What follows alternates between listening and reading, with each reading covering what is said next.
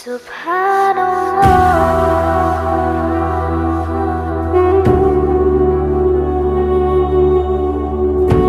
اب اس کے بعد میں ہمارے علاقے کی مشہور و معروف شخصیت حضرت مولانا الحاج مفتی محمد خالد شاکر صاحب قاسمی دامت برکاتہم امام و خطیب مسجد خواجگاہ نظام کالونی سے درخواست کرتا ہوں کہ وہ آئے اور ہمیں مستفید فرمائیں۔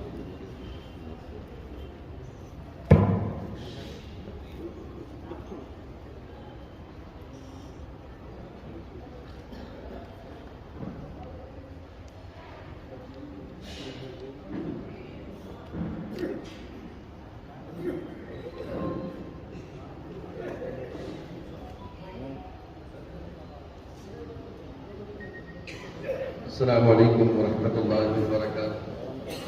نحمدہ ونصلی علی رسولہ الکریم، اما بعد، اعوذ باللہ من الشیطان الرجیم، بسم اللہ الرحمن الرحیم۔ من حج ومن دخلہ کان آمنا وللہ علی الناس حج البیت من استطاع الیہ سبیلا ومن کفر فإن اللہ غنی عن العالمین۔ صدق اللہ العظیم۔ وقال النبی صلی اللہ علیہ وسلم من حج للہ فلم یرفث ولم یفسق رجع کیوم ولدته امه او کما قال علیہ الصلاۃ والسلام۔ سبحان ربک رب العزة عما یصفون وسلام علی المرسلین والحمد للہ رب العالمین۔ اللہم صل علی سیدنا محمد وعلی آل سیدنا مولانا محمد وبارک وسلم۔ اسٹیج پر تشریف فرما علی وقار جناب الحاج مولانا مظہر الحق صاحب کامل قاسمی صدر جلسہ اور تمام ہی معزز محترم علماء کرام، آپ تمام ہی معزز سامعین نظام، آج کا یہ مختصر سا جلسہ، یہ چھوٹی سی تقریب الفیصل ٹور ان ٹراولز کی طرف سے منعقد کی گئی، جس میں کچھ حرمین شریفین کے متعلق باتیں آپ کے گوشے گزار کرنا ہے، اور الحمدللہ بہت ہی پرمغز باتیں آپ کے سامنے اب تک کے آ چکی ہیں، اور بھی انشاءاللہ اچھی سے اچھی باتیں اس کے بعد آپ کے درمیان آپ کے سامنے آئیں گی۔ اس بندے کے نظر میں بس اتنا ہے کہ جتنے بھی ٹور ہمارے اپنے ملک کے اندر چل رہے ہیں، ان تمام ٹور والوں سے ہماری درخواست یہی رہتی ہے اور رہے گی کہ الحمدللہ آپ کا کام اونچا، آپ کا مقصد اعلیٰ و ارفع، لیکن آنے والوں کے ارادے بھی بہت اونچے اور بہت اعلیٰ رہتے ہیں، ان کی تمنائیں آپ کی خدمات سے زیادہ رہتی ہیں۔ اس لیے ہمیشہ اس بات کا خیال رکھنا چاہیے کہ جو آدمی حرم شریف کا سفر پہلی مرتبہ کر رہا ہے، وہ تو بالکل اندھا بن کر سفر کرتا ہے اور پورا اعتماد ٹور والے پر رکھتا ہے، اور جو حج کمیٹی سے سفر کرتے ہیں، ہم اچھی طرح ان کو جانتے ہیں کہ ان کا کوئی پوچھنے والا، ان کو کوئی بتانے والا نہیں رہتا، اور اگر کوئی معاملہ پیش بھی آ جائے وہ کسی پہ الزام بھی نہیں دیتے، بہت زیادہ کوس لیتے، آنے کے بعد لعنت ملامت کرتے، کچھ بھی کرتے، لیکن جب ٹور کے ساتھ جب سفر ہوتا ہے یا آپ اپنا اعتماد برقرار رکھنے کے لیے لوگوں کو اپنے ٹور کی طرف دعوت دیتے ہیں اور خود خادم بن کر خدمات کو پیش کرنے کا وعدہ کرتے ہیں، تو لوگوں کی خواہشات بڑھ جاتی ہیں، توقعات بڑھ جاتی ہیں، اور وہ یہ سمجھتے ہیں کہ ہم کو اب بنایا نوالا آپ ہمارے منہ میں ڈالنے والے ہیں۔ ایسے جو ہے نیک خواہشات اور ایسے جو ہے تمنائیں لے کر وہ حرم کو جاتے ہیں، اور اس کا نقصان یہ ہوتا ہے کہ وہاں پر ان کی خواہش کے مطابق اگر ٹور والا خدمت نہ کیا تو پھر جو واٹس ایپ پہ مسائل ہوتے ہیں وہاں پر ہم دیکھتے ہیں۔ تو میں جتنے بھی ٹور والے ہیں،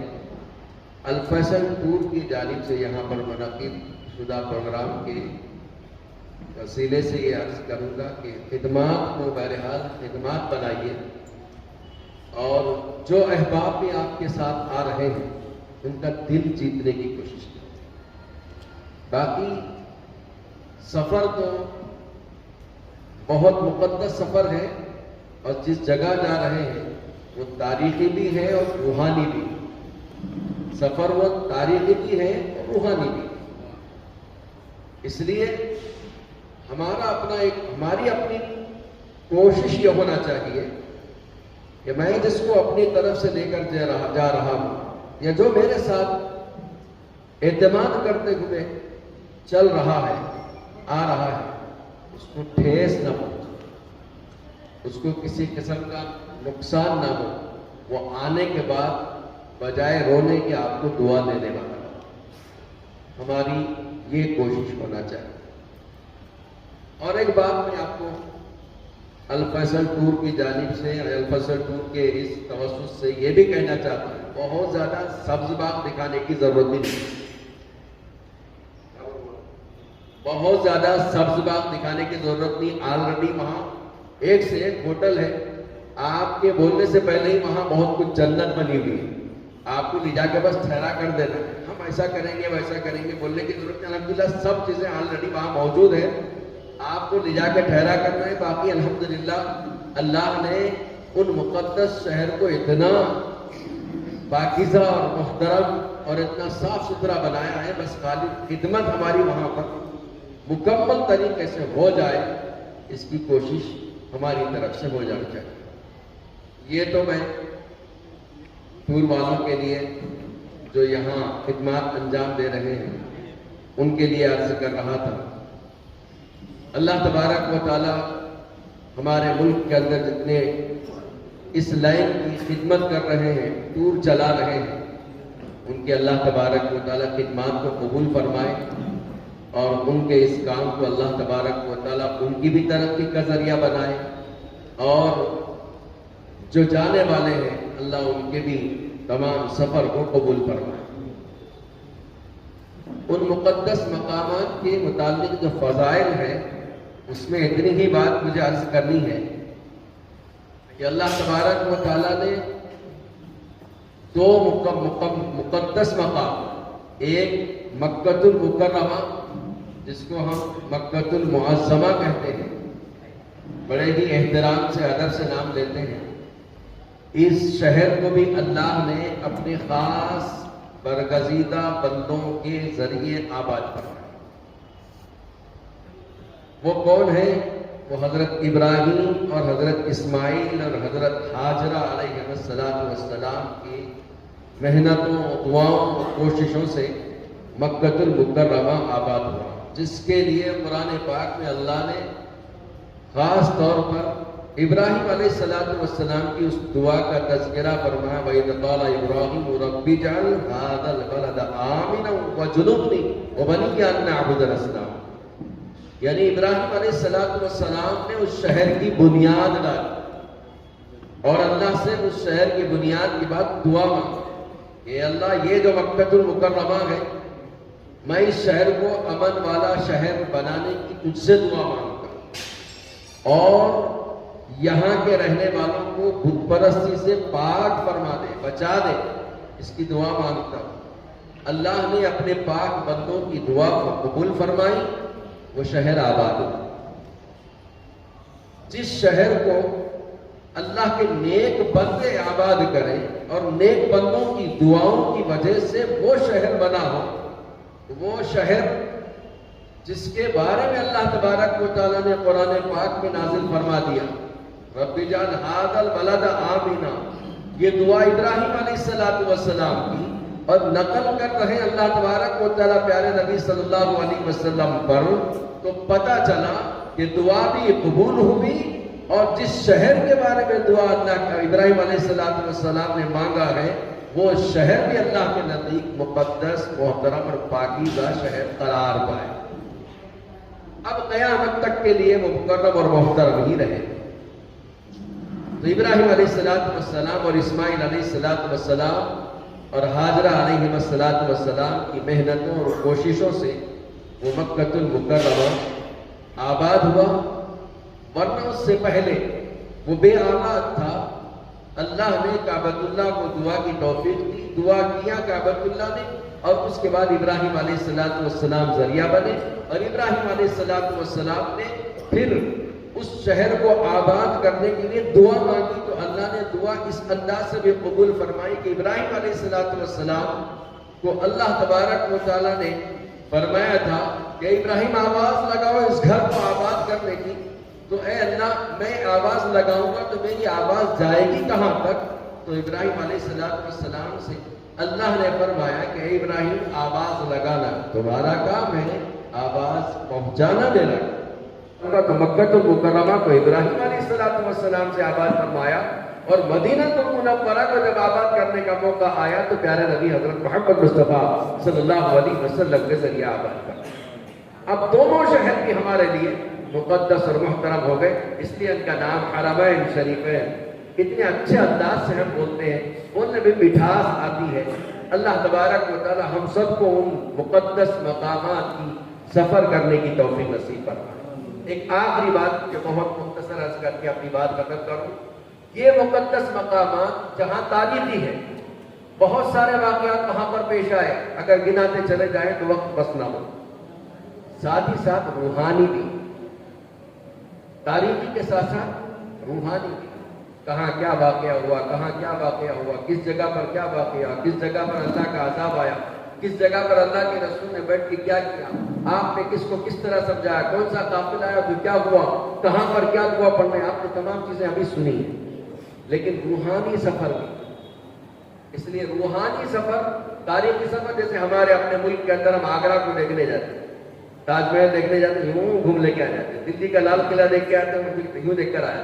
وہاں کوئی کھڑ کے دعا نہیں مانگا، کسی نے دیکھا آپ نے تاج محل میں دعا مانگا، لال قلعے میں کھڑ کے دعا مانگا، ایسا نہیں۔ تاریخی کے ساتھ ساتھ روحانی مقامات ہیں جہاں پر روحانی کیفیت عروج پاتی ہے، دل کو سرور ملتا ہے، وہ اللہ تبارک و تعالیٰ نے ان مقدس مقامات کو بنایا۔ تو ان روحانی جگہ پر جب سفر ہو تو ہم سب کی ذمہ داری ہے کہ سیکھ کر جانا چاہیے، بغیر سیکھے جائیں گے وہ اندھے بہرے کی طرح ہم گزر جائیں، جس سے ان روحانی مقامات کی بے حرمتی ہو۔ اس لیے ابراہیم علیہ السلام نے دوسری دعا مانگی، ربنا ارینا مناسکنا، اے اللہ ہم کو یہاں کے مناسک سکھا دے۔ مطلب یہ ہے کہ بغیر سیکھے جانے والا وہاں پر اندھے اور بہرے کی طرح چلتا ہے۔ حجر اسود کیا ہے، اس کا مقام کیا ہے، منتظم کیا ہے، اس کا مقام کیا ہے، حتیم کیا ہے، اس کا مقام کیا ہے، مقام ابراہیم کیا ہے، اس کا مقام کیا ہے، صفا مروہ کیا ہے، اس کا مقام کیا ہے، اسی طریقے سے مطاف کیا ہے، مطاف کا مقام کیا ہے، پیارے نبی صلی اللہ علیہ وسلم کے روضے اطہر کیا ہے اور وہاں پر کیا کرنا چاہیے، ریاض الجنہ کیا ہے، وہاں پر کیا کرنا چاہیے، منبر رسول کیا ہے، وہاں کیا کرنا چاہیے، ان تمام مقامات پر کیا عمل کرنا ہے، جب تک ہم یہاں سیکھیں گے نہیں، اس وقت تک ان مقامات کا صحیح لطف ہم نہیں اٹھا سکیں گے، صحیح مزہ ہم لے نہیں سکیں گے۔ روحانیت ہماری اسی وقت ترقی کرے گی جب ان مقامات کی فضیلت ہم سنیں، ان مقامات کی حقیقت کو ہم جانیں اور جا کر اس حقیقت کے مطابق اس پر وہاں پر عمل کریں۔ تو اس لیے اللہ کے رسول ابراہیم علیہ السلام نے دعا مانگی، اے اللہ یہاں کی تمام چیزیں ہم کو سکھا دے۔ پتہ چلا کہ سکھانے کا مطلب کوئی نہ کوئی سیکھنے والا ہوگا اور کوئی سکھانے والا ہوگا۔ تو الحمدللہ عمرہ جا رہے ہو یا حج کا سفر کر رہے ہو، تو جو بھی کر رہے ہیں، جس انداز سے بھی سفر کر رہے ہو، آپ کو یہ سفر صرف سفری انداز نہیں ہونا چاہیے، بلکہ سیکھ کر جانے کی کوشش کرنا چاہیے۔ اس لیے ہر ٹور والا اپنے طور پر یہ خدمات پیش کرتا ہے کہ ہم فلاں وقت میں فلاں کیمپ لگا رہے ہیں جس میں حج اور عمرہ سکھائیں۔ تو حج اور عمرہ جب سکھائیں گے تو سیکھنے والوں کو چاہیے کہ ان تمام چیزوں کو سیکھ کر جائیں۔ معمولی نماز عید الاضحیٰ اور عید الفطر کی جو سال میں 2 مرتبہ ہر ایک کو پڑھنا پڑتا ہے، تو اس کو سکھانا پڑتا ہے امام کو ممبر پر کھڑے ہو کر نماز سے پہلے 10 منٹ 5 منٹ پہلے کھڑے ہو کے سمجھانا پڑتا ہے، تو اس میں بہت ساری غلطیاں ہوتی ہیں۔ اب یہ تو سفر احرام باندھنے سے لے کر حلال ہونے تک کتنے مسائل ہوتے ہیں اور کس طریقے سے ان کو انجام دینا پڑتا ہے۔ بہت سارے کبھی کبھی دم واجب ہو جاتے، جنایات ہوتے، کبھی مختلف قسم کی غلطیاں ہو جاتی۔ تو ان تمام چیزوں کو سوچ سمجھ کر کرنا ہے، اور اس لیے ہماری طرف سے یہ کوشش ہونا چاہیے کہ جو سکھانے والے ہم کو دستیاب ہیں، مل گئے ہیں، ان کا شکر مانتے ہوئے ان تمام مقامات کو سیکھ کر جانے کی کوشش کرنا چاہیے۔ سیکھنے سے قرآن پاک کی ان آیت پر عمل ہوگا، اور ان مقدس مقامات پر جب ہم جائیں گے تو حقیقت میں روحانی سفر ہوگا، تو وہاں روحانیت بھی ترقی کرے گی۔ انہی بات پر اپنی بات ختم کرتا ہوں اور دعا کرتا ہوں کہ اللہ تبارک و تعالی الفیصل ٹور جو ہمارے اس شہر میں قائم پہلے سے ہے، اور اس کے اندر تازگی لانے کے لیے جو یہ کام کیا جا رہا ہے، میں دعا کرتا ہوں کہ اللہ اس کو ترقی نصیب فرمائے، شہر کا با اعتماد ادارہ بنا دے، ٹور بنا دے، تاکہ اس الفیصل ٹور کے ذریعے ہمارے شہر میں ہمارے اطراف کے تمام لوگ سفر کر سکیں، اور سفر کرنے کے بعد سفر کے بعد اطمینان بھی ہو۔ ایسے میں دعا کرتا ہوں اور ایسے خواہش رکھتا ہوں اللہ ہم سب کو عمل کی توفیق نصیب فرمائے، آمین۔ وآخر دعوانا ان الحمد للہ رب العالمین۔